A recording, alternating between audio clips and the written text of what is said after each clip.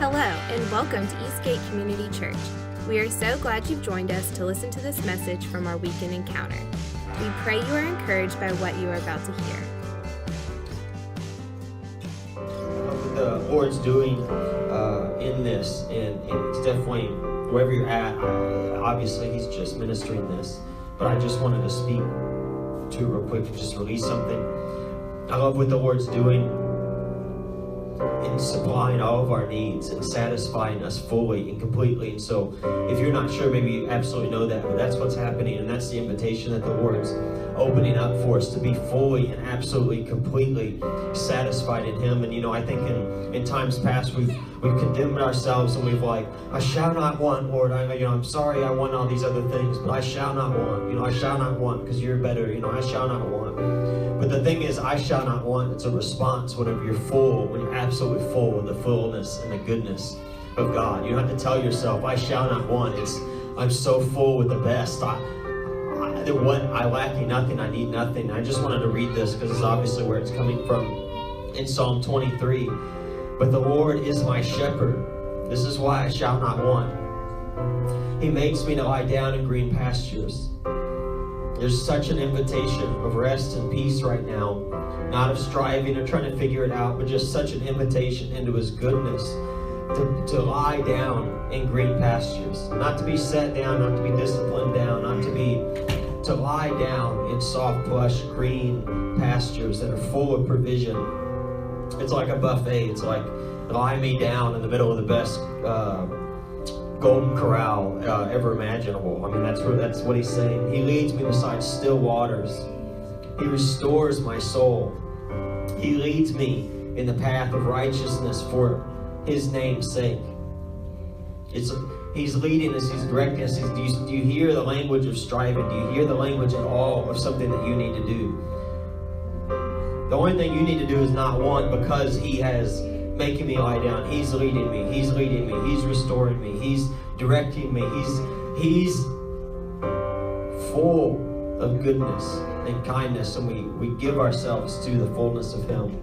And even in times or moments when I walk through the valley of death, of frustration, of things we don't understand, of trials and tribulations, of even moments of death and evil itself, I will fear no evil. For you are with me, and your rod and your staff, they comfort me.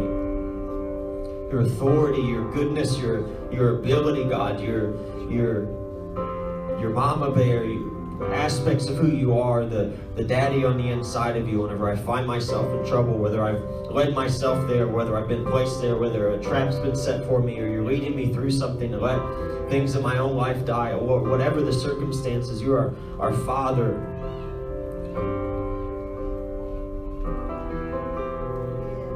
It's like, just seeing this picture that comes from the sun, but your hands are like mountains. Your eyes are like a torrent of love. It looks like it's huge. Just seeing a picture, even just like this huge, what's that, lumberjack, the fable of the Paul Bunyan. Paul Bunyan. He's big, his hands are giant, he's got really big muscles, you should see him. Like, he's our dad, and He's got us, and He's leading us. I have nothing to fear, because my dad's scarier than everything else I could ever walk through. And I'm His son, I'm on His side. And you're also kind in your goodness. You prepare a table before me, even in the presence of my enemies. He's so unconcerned with your enemies and with your situation and with your struggles and with your trials, not out of hardness or not out of callousness, but because of His goodness. That goodness supersedes and overpowers every time the plans and the schemes of a weak little worm that we call an enemy. He's just so not even concerned that He prepares a meal like an old Italian mom right in the middle of your enemies. Lets them smell the goodness, lets them taste almost how much He loves you, even in the presence of those things. Even when the enemy of darkness is throwing its worst, even when your own flesh is rising up and taking you through a valley of death, is what it feels like. He's so not scared of those things that He brings provision in the midst of it. He doesn't even clean up the mess first and say, hey, let's eat, let's take a break. This looks like a good spot, let's eat right here. I've got so much to pour out before you. You anoint my head with oil. God, my cup overflows. God, our cup overflows right now. There's invitation for an overflowing cup. If you just grab it and let him do it, there's an invitation right now for an overflowing cup. So God, my cup overflows because of your goodness. What I've tasted, I've seen. Psalm 16:11. In your presence, there's fullness of joy. And at your right hand, God, there are pleasures forevermore. My cup overflows. As your son, as a daughter. Surely goodness and mercy shall chase me all the days of my life. My cup overflows so much even when I get tired of it or I get a little dumb sometimes. God, your goodness and your kindness are chasing me. They're pursuing after me. They won't let up. They don't give up even when I don't see it or feel it or know it in the moment. Your goodness and your kindness pursue after me. They chase me down. They catch me every time. They're like Olympic sprinters, Lord, and I'm like a little toddler. I'm not even good at getting away from your goodness because my cup overflows. My cup overflows in you, God. My cup overflows in you. All the days of my life. All the days of my life. It's an eternal overflowing. Your life does not end at what you think 75 years old. It's an eternal life. It's an eternal overflowing. It's a cup that holds goodness for eternity. This isn't little. This isn't a small thing. It's goodness and it's kindness that pursues after you for all of eternity, for the ages enduring, for age after age.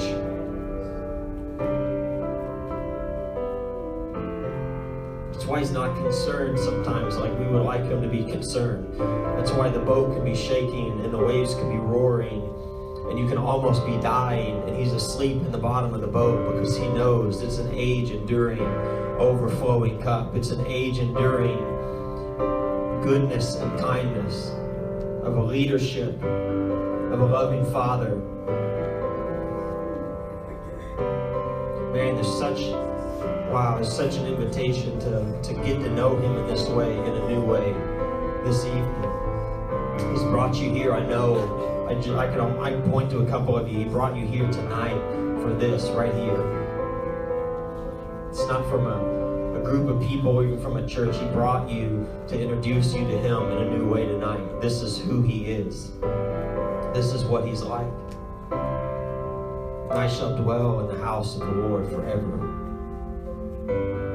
So Father, we receive and answer the call. God, we answer the invitation of the goodness, Lord, of your leadership, of your kindness, Lord, of your shepherding, of your fathering, of your preparation for us, Lord, of your pursuit after us, God.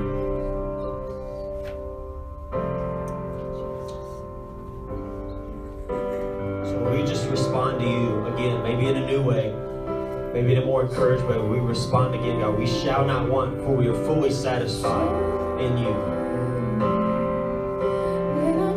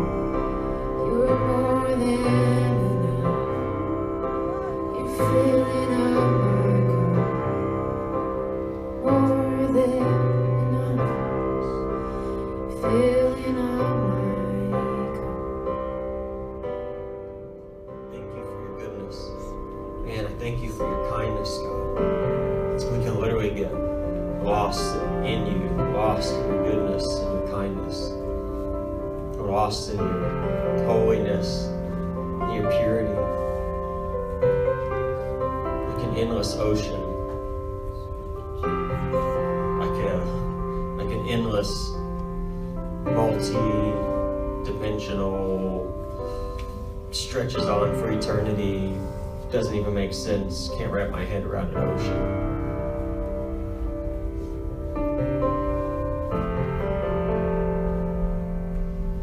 Wow, Father, we just thank you. I love you. I love you, Lord. I love you so much.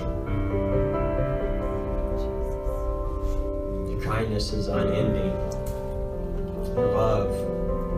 Your love for us is steadfast. It doesn't give up easy. It pursues us, chases after us, Lord. Your love will have its way. And we just rest in you tonight, Lord. Rest in that you've got it, that you're doing it. That you couldn't fail if you tried.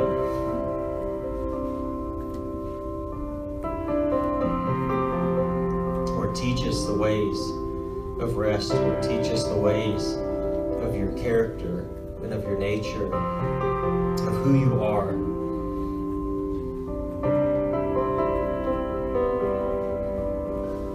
Lord, instruct us in your ways. Instruct us in your ways, Lord, in the ways of your love, in the ways of patience and persevering. Lord, instruct us in your ways with the fruit that proceeds from you.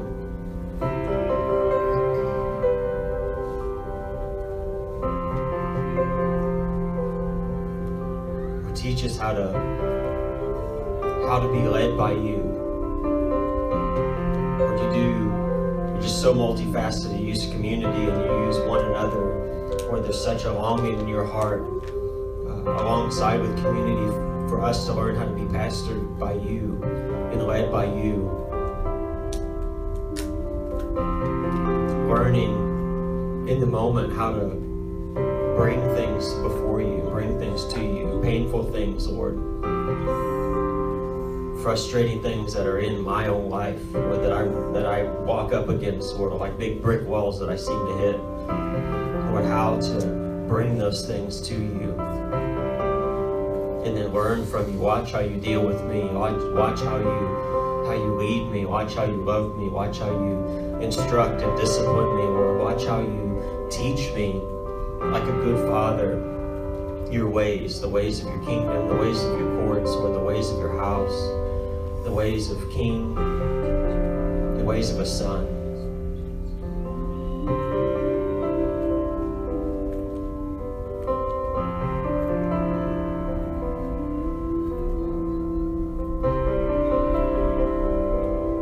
Wow, Lord, because you want that type of relationship with us. never through another, never through another, never through another. Lord, you use community, you use family to do so much. And you love that, Lord. You never, there's nothing that ever gets in the way of your desire for face-to-face with us. Lord, that's what we long for this community, or for Eastgate Community Church, to be a fellowship of believers, to be an ecclesia, Lord, a governing people, Lord, a family, a community, a brotherhood, knitted and fitted together, Lord, a living wall, living tabernacle, a living temple for you, Lord. And we bring your ways into each other's lives, Lord. We bring your ways into relationships. Man, how awesome a thing that you're building, Lord. It's like you knew what you were doing all the time, the whole time. And we just thank you, Lord. In your name we pray. Whoa, there's more people here when we started. I love that. I love that time. I like not playing or singing because I get to be super selfish in my worship. But I hope, I wasn't looking around, so I have no idea. But I hope you guys take advantage of that. It's like getting into a rocket ship and going off into his goodness, and it's so fun. I really hope, I assume you're doing that, but man, I would hate to think we're missing out on those things. That's really good. Yeah. As far as Dan, can I get that? Dan. The board.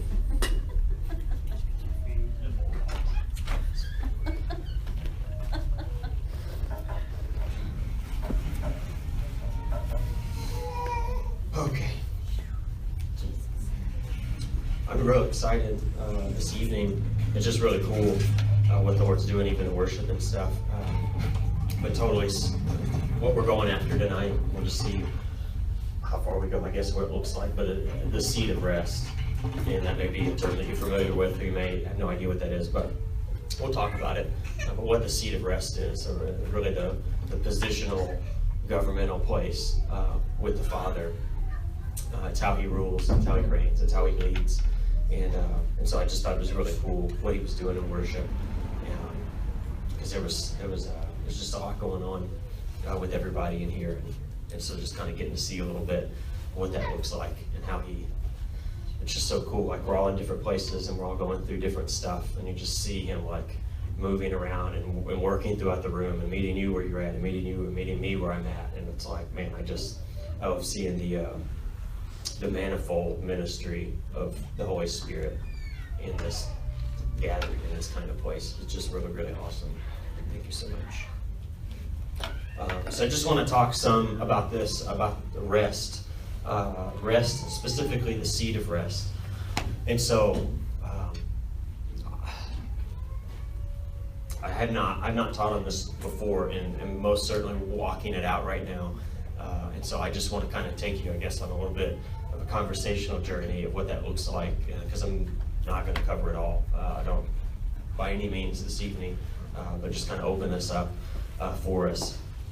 But I've gotten to a place where I have seen people that some here, others that have come and ministered here, and other people that I've seen outside of here, that walk in such a level of authority, in intimacy and relationship with the Lord. And I don't know if you've ever been around people like that, but it's like they're around, and that individual, that lady or that guy shifts like everything around them. Okay, so I see stuff like that and say, I would like to do that. I want to be that kind of person where stuff shifts around. And so, that's really kind of where this started for me, is like, what is that and what's even going on? And so much of what we've been doing Sundays and Wednesdays here as a community and outside of that, and just talking so much on that journey of sonship, because that's really like what that is. But the Lord was bringing up this one specific deal, so I'm asking him, like, here in my own time together, when I'm walking around like Walmart, to literally not control people by any means at all, but be able to walk into an environment And because I'm there and I'm bringing my relationship with the Lord, or a couple of us, this would be crazy when a couple of us do it, we bring that into an environment, and not, you can't, not like changing people, but changing what's available around people. So, I mean, you've gone into, maybe it's a workplace, or like for you, there's maybe like some weird shop in the mall, or you just kind of walk in and it's like, oh, this is not okay. I do not like what's happening kind of in the atmosphere, what's going on. And so just learning, and the Lord's brought a couple different facets, a couple different perspectives on how to deal with that. But specifically, I was like, Lord, how do you do that? And so he backed me up quite a bit. And a couple weeks ago, he was saying, you need to learn how to sit in the seat of rest. And that's a term I had heard from a couple other things before and had just kind of shelved it. But it was like, okay, it's time to go ask, dig, write, listen to what he's saying. Rest everywhere. Lord. That's funny though, how that happens. Me and Rachel were talking, you talk about rest, and it's like stuff in your life just like blows up everywhere. And I just know, just from being in here, there's probably more than a couple of you that walked in like, whoa, I need help, I need rest. And so how to really walk that out. So there is a difference between rest and the seat of rest. Okay, and I just want to make that delineation, I guess. So I think when I say rest, most of us would probably think the absence of chaos, like we're in turmoil and we're in stress and we're in stuff going on, so we need to get into rest. Like we need to get into rest, and that's a part of rest for sure. I think what I feel like I'm seeing now is a beginning place, but that's not the seat of rest, but it's super important. And so I think learning some about this will help you get into rest a little bit easier, because there's some, I think, principles that are really cool. And so it's not trying to get in, it's not being in conflict and trying to get out of conflict and being in rest. So I said when we were praying, Jesus is on the boat and there's just chaos going on around him, and he's in rest. He's actually asleep in the bottom of the boat. I'm not a fisherman, and I've never actually been on a boat like in the sea, but those guys grew up on the sea, like that's what they had done for many, many years. And so for those guys to be freaking out, I couldn't imagine like what was going on. It wasn't a little joke, it wasn't like the rain shower, like they were concerned they were going to die. And so there was something going on.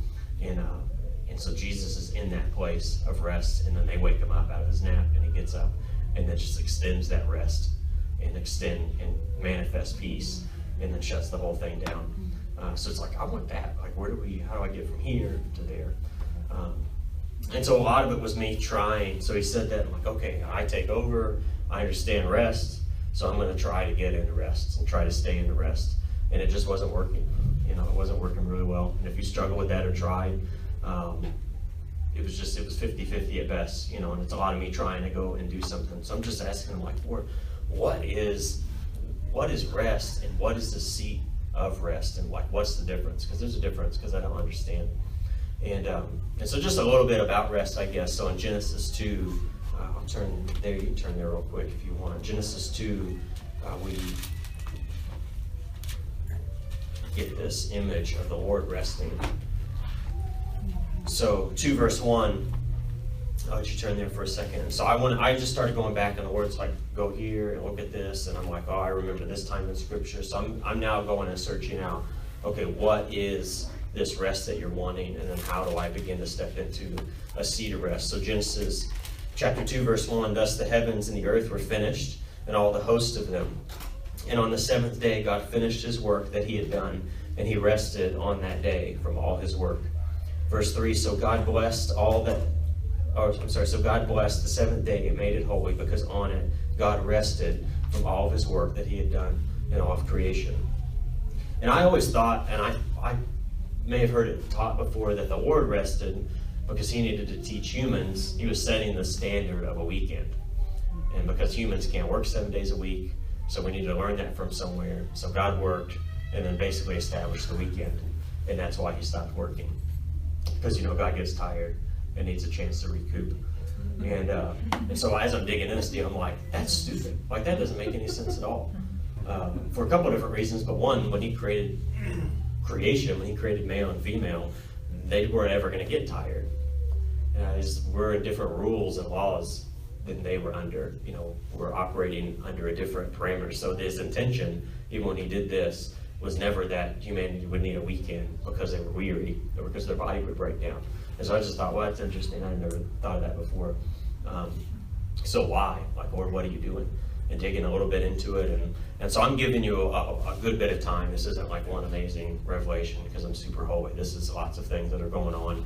But I was reading later on, and I'm really trying to learn how to hear God, how to receive what he's saying, whether it's from someone else, whether it's in a book, whether it's in a movie, or just whatever. And so I'm getting these moments where sometimes they make sense and sometimes they don't. Like if you're watching some stupid kid thing and they say something and you're just like, oh, like you hear God coming out of it, and so it's like, okay. And I'm just learning how to do that for people I don't like and people who aren't Christian, all kinds of stuff. Now he's just opening up and speaking. It's not like all the time, but it just, there's weight behind it. And I was reading this thing, and it happened to be talking about rest, and specifically this account of creation. And he's saying that God was not resting because he was weary or because he was tired, but rest in that context, in the Hebraic context, in God's context, rest is a celebration of perfection because all that he did was good. And so his rest wasn't from any sense of weariness at all. It wasn't a model for the weekend, but he was celebrating, he was enjoying, if you want to put it that way. He was taking in and delighting in perfection because that's what existed at that time. And so then, now I'm like, okay, now I'm taking that, reverse engineering and bringing that in my rest. Well, what does that look like? And now should I be fleeing from conflict, or should I learn how to celebrate, enjoy, delight in perfection in the situation and circumstances around me? And it's like, that's where we're going. That's the power of it. That's what brings from another realm, a different atmosphere, a different dimension, something that you can tangibly bring into an environment that you're currently in. It's not you trying to get out of something and get into something, but it's positioning and aligning yourself to celebrate, to delight, to receive, to acknowledge perfection. So rest is looking to him, understanding your position before him and beholding him, and then in that place becoming him and being able to release him out. So I think we can come into rest, and I think taking the seat of rest is a little bit of a different, another step. And so I want to share some of that here. I'm trying to think.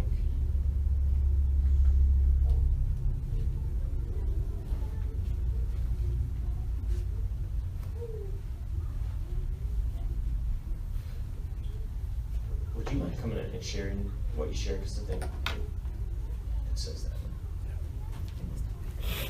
I was sharing with John this afternoon that when he was sharing with me what the Lord was saying, I was like, oh, I get that completely. Just a little bit of background. About 3 years ago, almost 4, coming up 4, the Lord was at a house. The Lord said, can you believe me for this house? And I said, yes.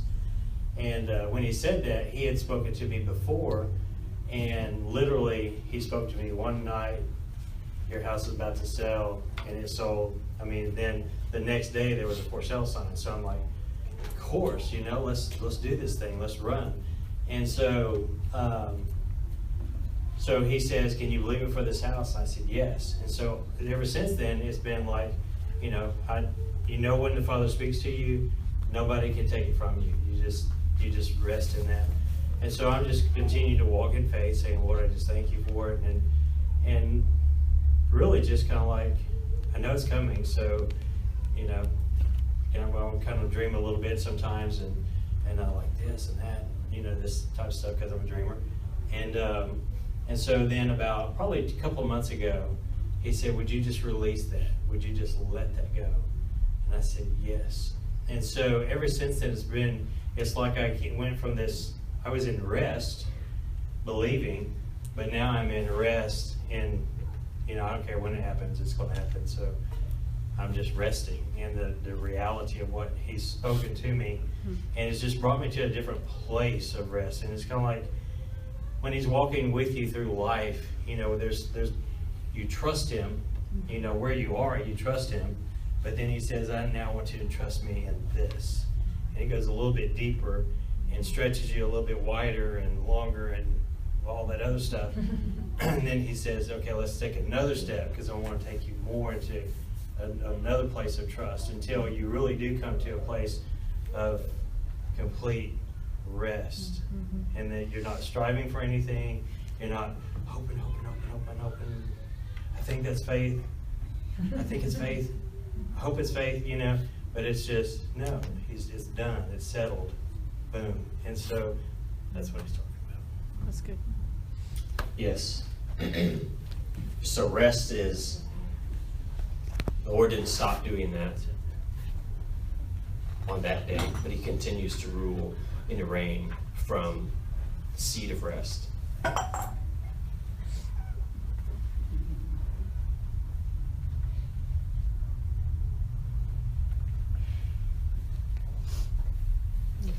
And so in this place that we're, as a community, as we're coming, myself personally, you know, being tutored in the ways of the Lord and in sonship and in relationship with him, you know, I now see, and he's revealing himself as ministering, as the ruling and reigning, as existing from this seat of rest. And so, like, okay, Lord, you know, teach me how, like, what does this look like? And so I just want to share a couple of those kinds of things. So I hope there's a delineation between like what I had thought of rest as being, and now this new kind of place. And the cool thing about, kind of to go to the very end, you know, people, this is a progression, and so I think people need to learn how to come into rest, like how to get out of chaos and come into rest. Like you need to just feel that and experience that.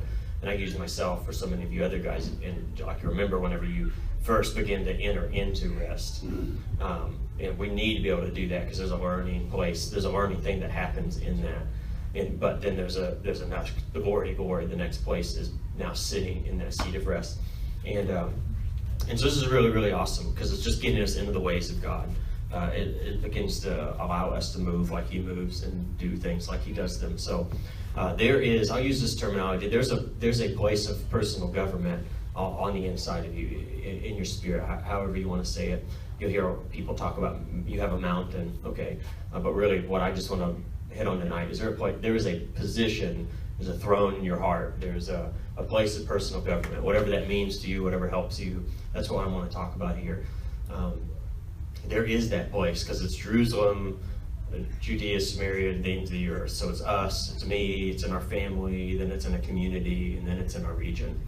And so I just want to focus this in on us first, as individuals, as we're walking this stuff out. And so there's a seat, there's a throne in your life, and it's not salvation, or I'm not talking about that kind of deal, but there's a place of control, there's a place of you doing you, you know. And I think we have in our mind that we just get out of that place at the moment of salvation, and then Jesus gets in and then we're done.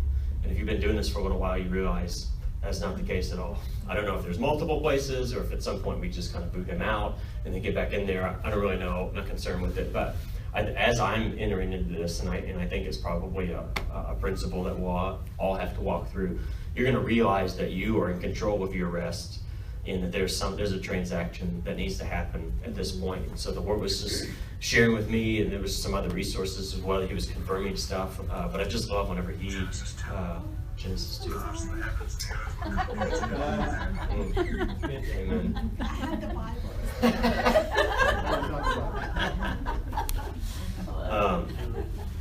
So we have this seat, and we're in it, and something needs to change to be able to begin to sit on the seat of rest, to sit in our place of personal government like our Father. And so I think most of us, this is what I would have said, how do we deal with that? Well, I get out of the seat and Jesus gets in the seat. And that's it, it's so easy, you know. But here's the deal, like as Jesus is tutoring us, as the Holy Spirit, as the Father, the seven spirits of God, all these different the ones he's put around us, he's not looking for control in your life. And so sonship Dan was talking about it. Him and Sarah just did an incredible deal on Sunday, and you go back and listen to that because it's all tied together. But sonship, there's a progression of tutoring, there's a progression of learning, there's a progression of responsibilities given to then exercise, to then enter into your next lesson, to then learn and to grow. And it's not about getting A's or golden stars, but it's about learning the nature. It's about learning the likeness. It's like I begin to take on the attributes in the ways and the style and the mannerisms of my father, of my brother. You know what I'm saying? So God and Jesus, that's what I was talking about. And so we have this seat, but the point's not, most of what I've heard and what I would have said is, Jesus take the wheel. Like, you get out of the way, and Jesus gets in the way, and gets in the place of control. But it's just like, that's not what he's about at all. Like, Jesus isn't looking for billions of wheels to take, of cars to drive, of like, shut up and sit down and get out of the way, and here's what it's just like, that's not what he's interested in at all. But I'm in the seat, and he needs to get in the seat. And so, again, something's got to happen. So it's like, Lord, what is going on?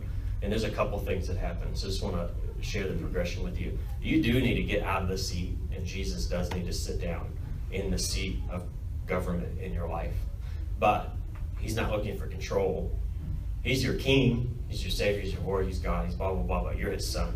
Okay, so you're not a worthless worm, you're not a sinner, barely scraping by the, very tipsy. You're a son, your daughter, his bride. He loves you, he likes you, he wants to do this thing for a while with you. And so his point is not to just take from you your brokenness or your inability to govern from that place. But there does need to be a transition, because you need to see how he does it, so you can then begin to do what he does. So much of our Christian culture is we're trying to just, outside of relationship, understand the principles so we can apply the principles. And I can give you all the principles, but if you don't see him do it, you'll never know how to do it, because you become what you behold. Like, you've got to see him, and you've got to, this is the one we tasted, we touched, we've seen. Like, we know him because we've seen him. Like, we've experienced with him, we've done this stuff with him. And so just out of your mind should be the ability to walk with the Lord outside of walking with him and seeing how he does it in you. And so you get out of the seat. The seat is now empty, and Jesus now gets in the seat. And we get to watch what he does, but what's going to happen is he's going to invite you back into the seat.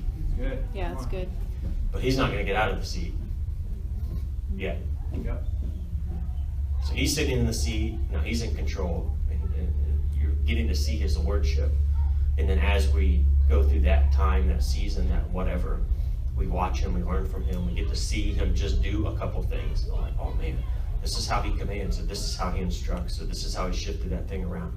I'm like, holy cow, that's amazing. I was trying to do it this way, and it doesn't even look the same way. It's like not even speaking the right language. And then he begins to invite us to sit down and put our hands on his hands and our feet on his feet, and we're in his lap, and he doesn't tell us what to do, but now he's doing it, and our arms are like, oh wow, okay, that's what it feels. So now I've seen it, I've experienced it, and now like, oh, I feel what that's like. I'm beginning to learn what it is to sit in this place of government, in the seat of rest, because this is where the Father rules from, and this is where he reigns from. The ultimate seat of rest, and this is the expression of it inside of us. And so we get to feel almost like being tied to him, in a really whatever. And then I really believe that it's just a transition of us. I don't even know how to, almost like merging. He slowly stops making the shots, and then it's like, hey, what do you want to do here? And then, well, I remember this is how the Father does it. This is what feels right now that I'm learning in this environment. You begin to do something, and then another situation comes up, and what should I do here? Or Jesus, like, what do we do here? oh, well, we do it this way. This is how you do it. This is how you handle these kinds of things. And another thing happens, and something comes up, and how do we deal with this? Oh, and I think slowly you turn around, and he's not sitting behind you anymore, and you're sitting in that seat, and he's obviously in us. And so I'm not getting tied down into a metaphor, because I'm trying to explain things in human ways that I don't think fully encapsulate it. But you get, like, it's almost like he slowly disappears, but he's not going, he's in you. But in the now you're just hearing his voice, and it really gets to the point where now things are going to come up, and it's not even Jesus pointing out. It's like, oh, I see it, I remember, I'm aware of this, I've been trained in this kind of deal, and then just begin to act and respond. And it's all in relationship, and you know what I'm saying, it's all in love with him. But it's like you get out, he gets in, and then there's a transition of not giving him complete control, even though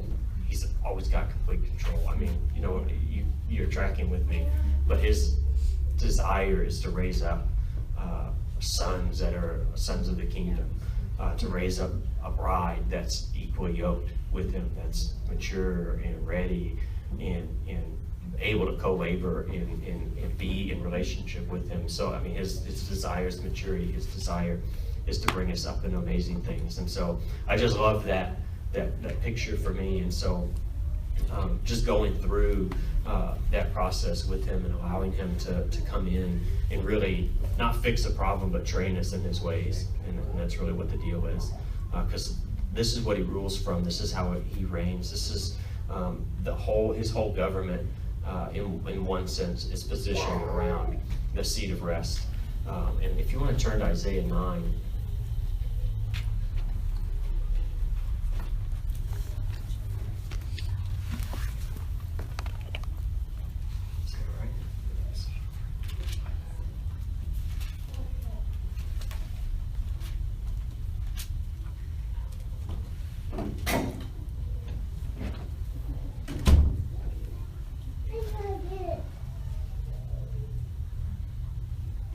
So there's all kinds of amazing stuff in here, but I'll start in verse 6.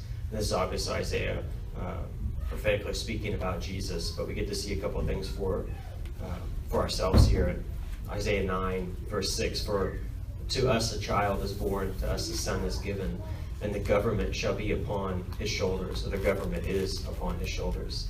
And his name is called Wonderful Counselor, Mighty God, Everlasting Father, Prince of Peace. And of the increase of his government and of peace there will be no end. And on the throne of David and over his kingdom, to establish it and to uphold it with justice, with righteousness, from this time forth and forevermore. And so we've been brought into a kingdom that's never ending, that's always increasing. Mm-hmm. And he was just tying these ideas in here, that if his government is a government that's ruled from the seat of rest, then the fruit of it is a peace. And so we'll go somewhere here with it real quick, but peace, what we're looking for, peace is tied and is actually a product of governmental rest. And I don't know, that's amazing. And so his government of peace is predicated on the seat or the core, the throne of rest. And that is just why it's so important for us to begin to function in these roles, to begin to understand not just the principles or the concepts, but like what it feels like to sit in the seat of rest, what it feels like to release a government of peace, what it feels like in our own lives, like from the inside extending all the way out. Because he's not going to ask you to extend a government of peace from a seat of rest over Rockball if you yourself have not been established on the seat of rest. And it doesn't mean you don't have problems. It doesn't mean any of those things. It means in the midst of whatever you want to think about, there is a peace given, there is a peace present, and there is a rest that is received despite in all circumstances. And I think we continually grow in that, but it's just learning what that feels like. And I tell you, it's a totally different way of doing life. It's a totally different way of thinking, and it just it doesn't happen just in your prayer time. In fact, you don't learn a whole lot in your prayer time. You learn a whole lot when you come up against frustrations and people and situations and your own just stuff coming out. I mean, I bet 90% of what you earn will be from your own stuff coming up. And so we govern ourselves. We govern ourselves while learning from him how to do that.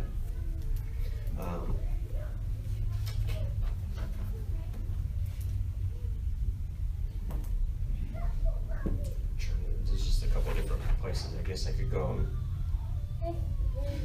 And I'll give you this. As we're learning how to do it, this is one thing that the Lord shared with myself and Rachel. This was just so huge, and for me, as we're learning how to rest, you can't bring, what I love about rest is you can't bring anything of yours into it. Because the rest we're talking about is not the absence of conflict or anything else. It's a substance from another place. Mm-hmm. And so that's why quickly it will become very frustrating, because there's literally nothing that you can bring to the table to make it happen.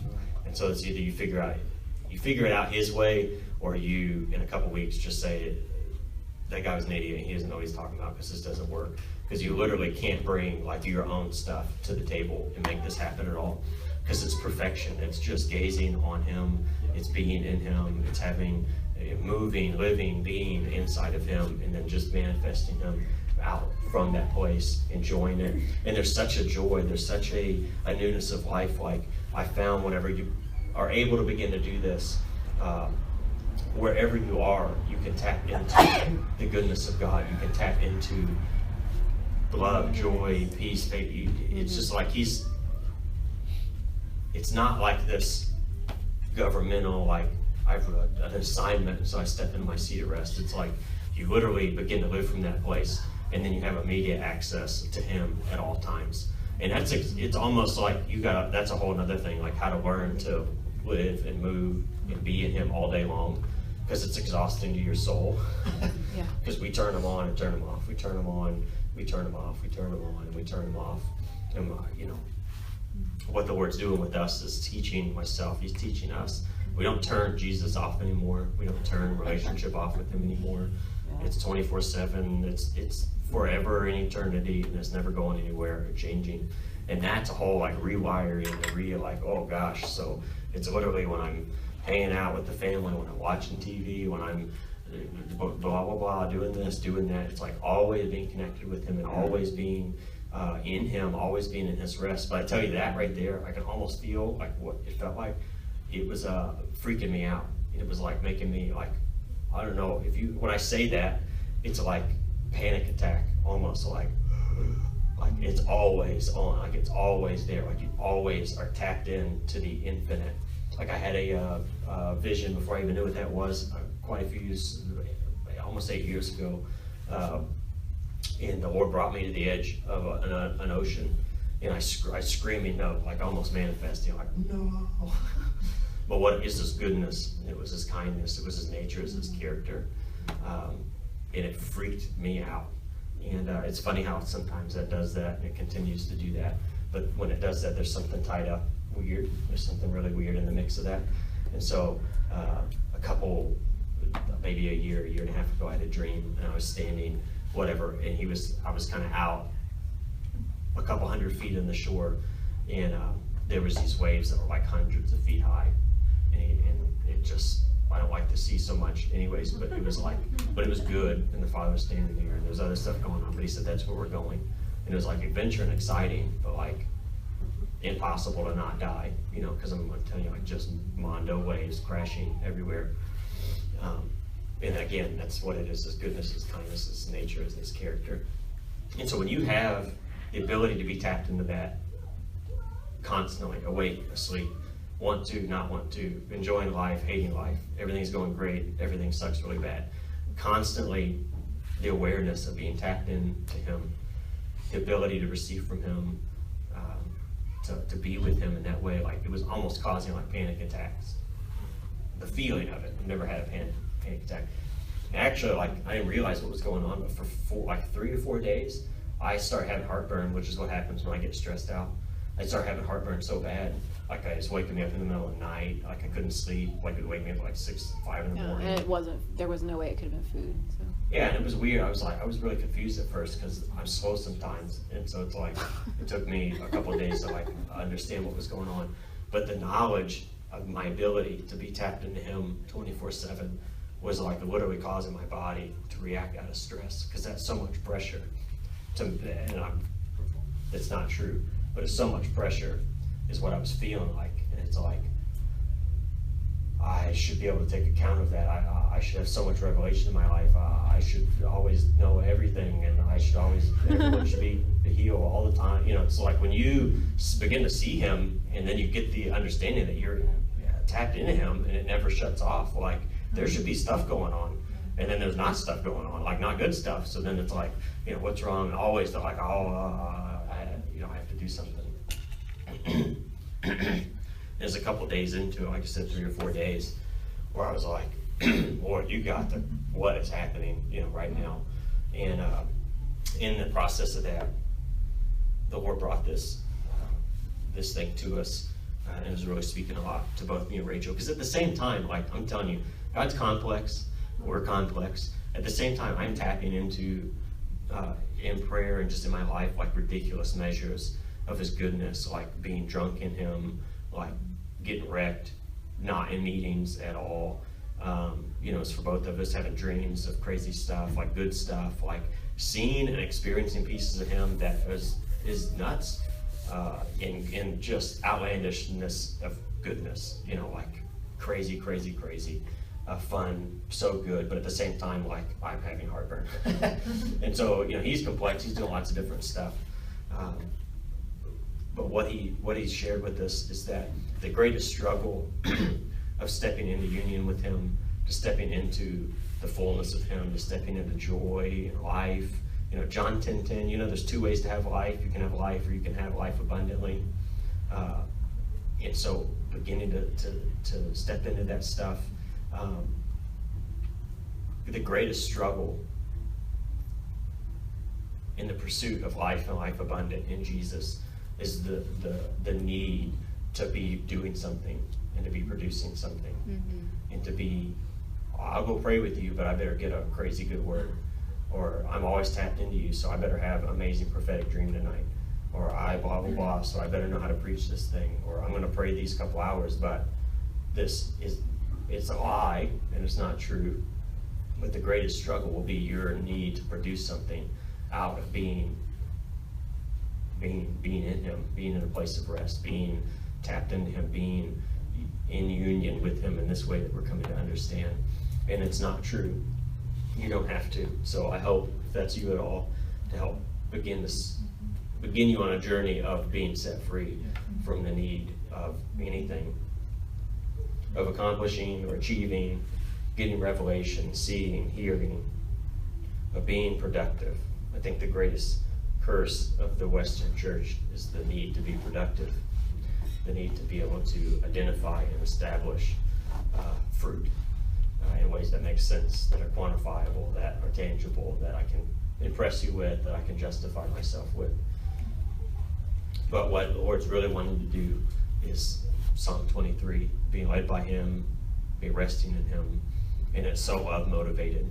And so I think that what's coming out of that journey is, it just always goes back to the motives, and he's just in kindness allowing those things, because I'm experiencing ridiculous amounts of his goodness at the same time is my own junk is beginning to like clog stuff up and cause pain and frustration. And so, but he's on the move and he's working through it. And so learning how to set those things down and learning how to just be in love and seeing how, I say love motivated, but it's really like desire so powerful in the spirit, desire so powerful with him, because you don't need answers. It's so much of it's driven out of desire, because maturity is going to shift and change. You're going to get different perspectives as you're going on. Well, I believe one thing that we can continue to keep our place in, no matter what's changing around us, is a place of desire, and how simple that is, and how it doesn't require like anything else. And so I've been in times of having visions and dreams and him incredible experiences and seeing all kinds of awesome stuff, and I love all that stuff, and I think it's amazing, and I absolutely love it. But it was almost like I didn't want to get up and spend time with him anymore, because I felt like I had to trump the last experience that I had the day before, and that experience was amazing. And so and now I'm not even connecting with him. Like now I'm so worried that he's not going to show up or something, or that I'm not going to get some kind of deal. That you see how like good stuff in a heart that's misaligned can take you off into performance and all kinds of and it may be different, just your own junk kind of coming out, whatever that junk is for you. And so when the Lord was like, no, like you come and be with me, and then if you never hear a thing, or see a thing, experience a thing, or get another message again, like you've got to understand you're fully approved. Like that's it. Like there's nothing lacking. And if the fear is that you're not going to have a thing, because that's what mine was, then you're not going to have a thing until you're like, once he puts his finger on something, like Jack, you better just work through it, because he's not going to pull his finger off. It's set. And so that's like, okay, I get where you're going here, Lord. But and his desires to give us good things. And so, I think our own selves, and maybe some of the enemy, but honestly, I think it's a lot of our own selves, would use scripture verses to then like manipulate ourselves into like feeling all weird because all this crazy stuff isn't happening. And so lay and rest in love and desire so doesn't need proof on our end. Yeah, that's good. It's literally just him wanting to be with us, and like end of story. Don't need anything else. And you use all kinds of verses, and we could talk about it, and we're always down for that, but it's just like we've got to understand he's going to give other things, he's going to do other stuff, but it's just his desire is you, and it's you unfiltered and without the need for a receipt, or like you go park and go to the doctor and you get your ticket, what do they call it, validated, right? Is that the right term? So how much I'll come to you, but you better validate me at the end of this whole deal. Whatever you want to do, I just need my stamp, so I can go in front of the people, or so I can feel whatever, or so I can feel validated. And so the greatest struggle, I believe, of stepping into this is that right there. But it's teaching us, and I know as soon as we give that to him, then he just floods it with all the stuff we desired anyways, those things that we wanted, because he's a good father and that's the way he works. But he's so good that he's not going to give us stuff that will continue to validate brokenness on the inside of us. He does it so much, man, but when he puts his finger on it, you can bet that he's not going to do that anymore, because he's inviting you into this place to come up to a higher realm of understanding who he is and what he thinks about you. So I want to point to this right here real quick in Matthew 5, verse 9. And just for time, I'll read it as soon as I get there. But it says, "Blessed are the peacemakers, for they shall be called sons of God." We're using that term sons as like a position, not a gender, obviously, but a positional place in the Lord, of ruling and reigning his kingdom as co-heirs. Blessed are the peacemakers, for they shall be called sons of God. And so rest and peace, we tied those together. Peace is the fruit, or flows or stems from the seed of rest. Rest is the governmental position of the kingdom inside of us, and where the Father rules and reigns from. And so to be a peacemaker is a prerequisite for sonship. And it's just kind of like tying these things together for me. And I thought it was really awesome. And our desire needs to be peacemaking. Is, you may have heard this message before, it's not peacekeeping at all, but peacemaking is literally, based on what we've been talking about tonight, bringing a substance from another place, from another realm that comes from beholding the Father into an environment that it currently doesn't exist. And it's super powerful. And again, it doesn't change, that's why I love it. It doesn't change people, it doesn't manipulate people, but it makes possibilities around them, it totally shifts it. Because we can't get someone saved in the sense of like, this is not about those kinds of things, or make them nice, or change them.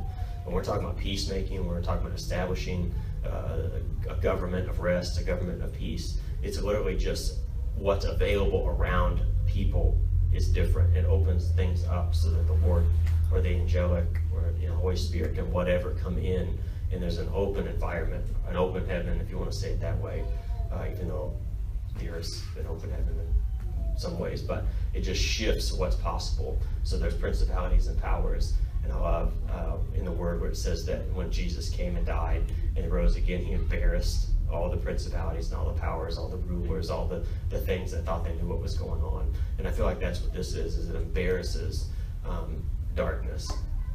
Because you infiltrate, you come into what's going on around them, and then you just turn the light on right in the middle of the room. So that's really what we're talking about. So we need to be able to manifest peace. We need to be able in our growth to externally affect the things that are around us by the way of peace. We're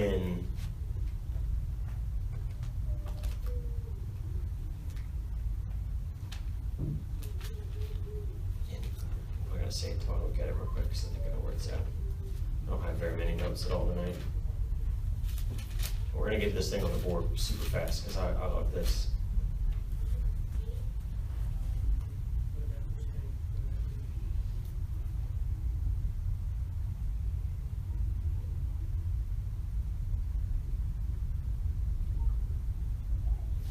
Okay, we're about that. When Jesus is talking about come to me, all you who are weary and heavy laden, and I will give you rest.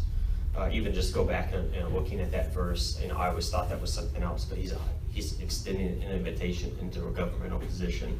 And so I'll give you rest. My yoke is easy, my burden is light. Come be with me.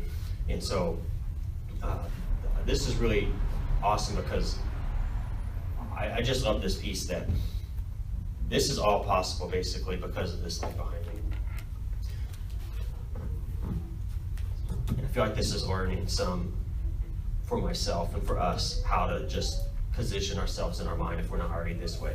This is us in relationship to God. And there's 4 circles and you are here. And so it's almost thinking of ourselves like, we're a circle and we're in Jesus. We're seated in Christ in heavenly places. In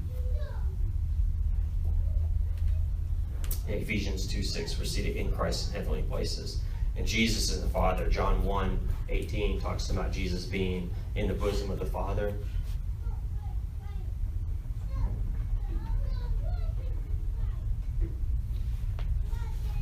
And I love the idea. I was just looking a little bit at how intimate the relationship is, the bosom of the Father, and I was looking at that name a little bit. And Dan's talked some about it before, but when John was resting at Jesus' side, it's the same word as like Jesus being located in the bosom of the Father. Like it's such just a place of nearness, being in his heart, being laying on him, like being all upon him. So this is our relationship together, and the Holy Spirit's inside of us.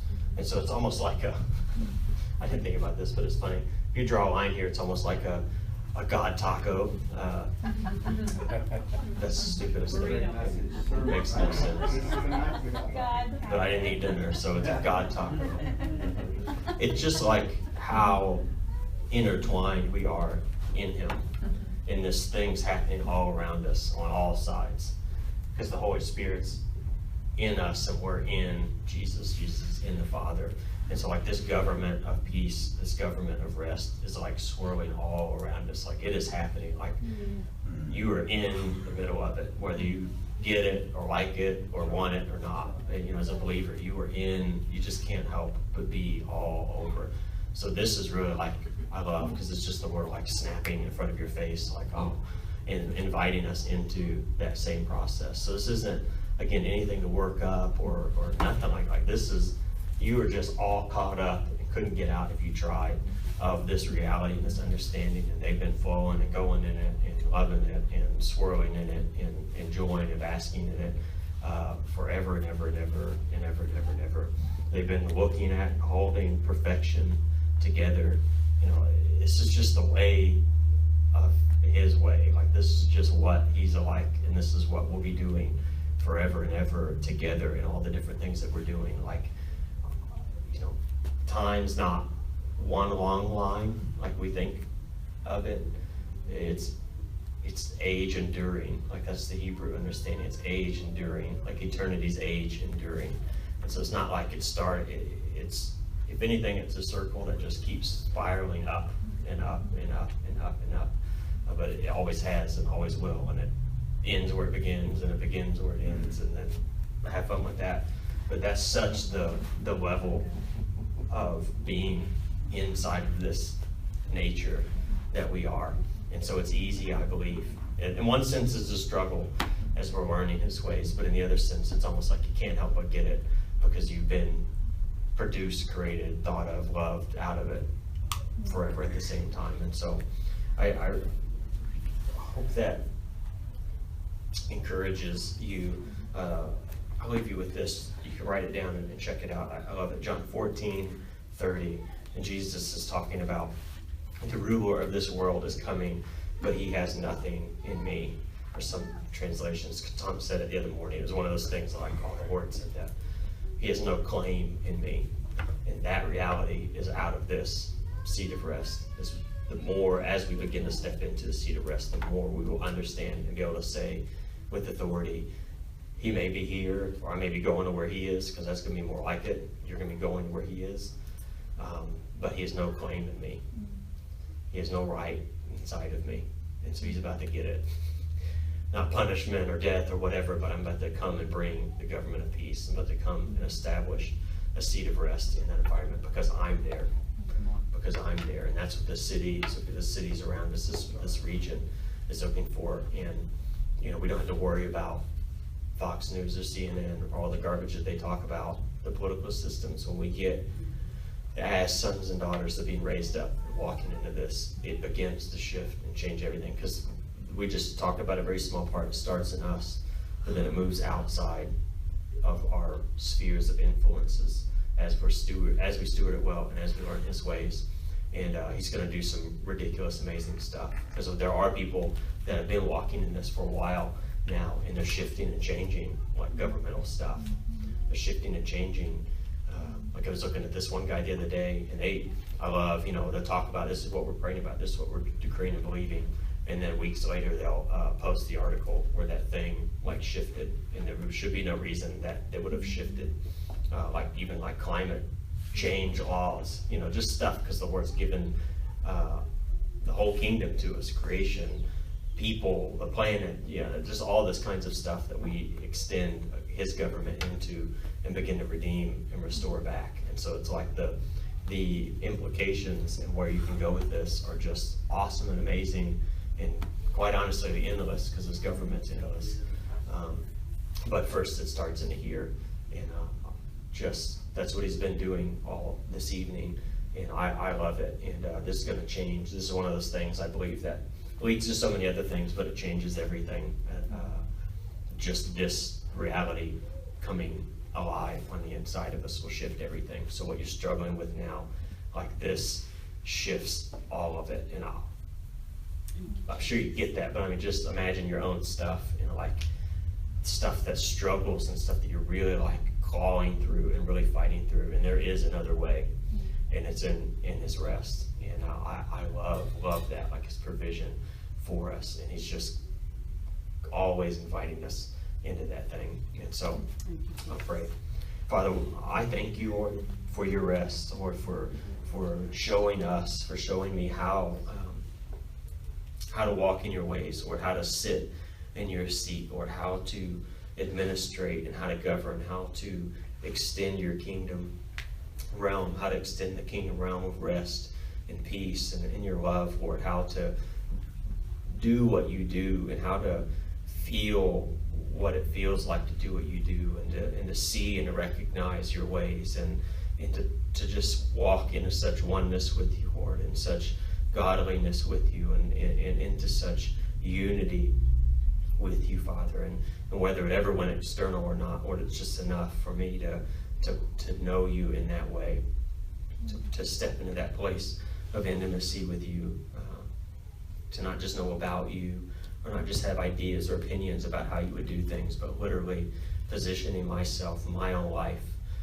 into a place of learning your ways, and doing that with you, and having you give and trust with more responsibility and with more discretion on how to give out your goodness and how to manifest your nature, and how to do things like you, Lord, but even with our own flair on it, even with our own unique thing that you created us with, Lord, and that you just want to be and do with us, or that you didn't want just kingdom, you didn't want just perfection, but you wanted us to come in and enjoy this thing with you.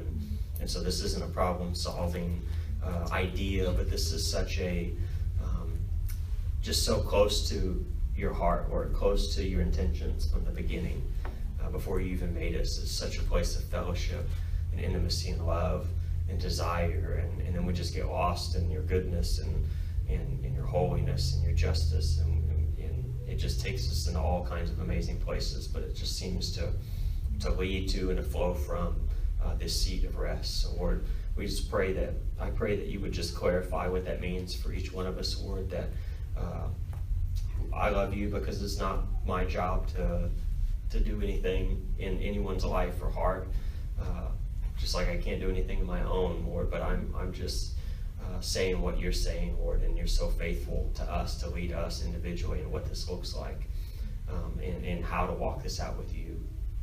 And God, I just thank you and love you. In your name we pray. Thank you for joining us. If you would like to know more about our community, please visit our website at eastgatetx.org.